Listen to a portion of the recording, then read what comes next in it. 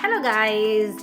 एक प्रॉब्लम जो हमेशा दिक्कत करती है वो ये है कि जो इको फ्रेंडली चीज़ें यूज़ करते हैं, जैसे मेरे और आप जैसे लोग जो, तो हमेशा एक प्रॉब्लम है जो फेस करते हैं, वो है डिस्पोजल प्लेट्स, चम्मच, ग्लास या कुछ भी घर में अगर छोटा फंक्शन है या बड़ा फंक्शन है या तो हम लोग डिस्पोजल प्लेट को ही अपनी पार्टी में शामिल करना एक बहुत बड़ी प्रॉब्लम है।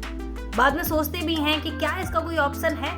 इसके ऑप्शन के तौर पे आप महंगी क्रॉकरी फिर यूज़ करें, वो टूटने के भी डर रहते हैं और इतनी ज़्यादा क्वांटिटी में किसी के पास क्रॉकरी नहीं है। अगर आपने खरीदी भी तो बहुत ज़्यादा पैसा चला जाएगा और फिर बाद में उसको कैसे अरेंज करेंगे, ये भी है। अगर आप सोचें कि कहीं से उसको हम कहीं से एडजस्ट कर लें तो ये प्रॉब्लम आता है। जो वेजिटेरियन हैं तो वो सोचते हैं कि इसमें पता नहीं किन इन प्लेटों को किसने पहले यूज़ किया हो, तो बहुत सारी चीज़ें दिमाग में आना नेचुरल सी बात है। तो इन्हीं सब का एक सोल्यूशन निकाला है केरल के एर्नाकुलम में रहने वाले विनय कुमार बालाकृष्णन जी ने। उन्होंने कमाल की चीज़ बनाई है।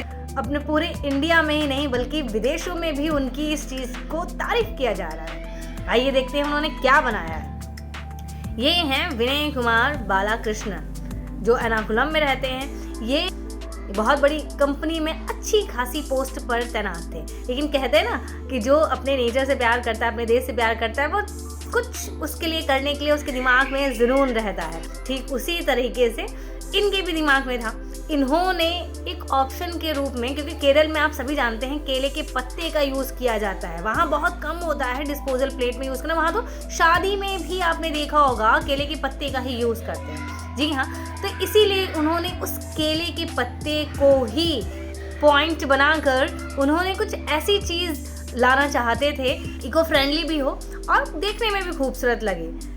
तो उन्होंने एक ऐसी डिस्पोजल प्लेट, कप, ग्लास, मग सब कुछ बनाया है जो गेहूं के छिलकों को, जिसे हम लोग चोकर कहते हैं, उस चोकर और गुड़ को मिक्स करके उन्होंने खूबसूरत सी प्लेट बनाई है। अगर आप इसमें खाना सर्व करते हैं तो ये 3 से 4 घंटे तक मेल्ट नहीं होगी।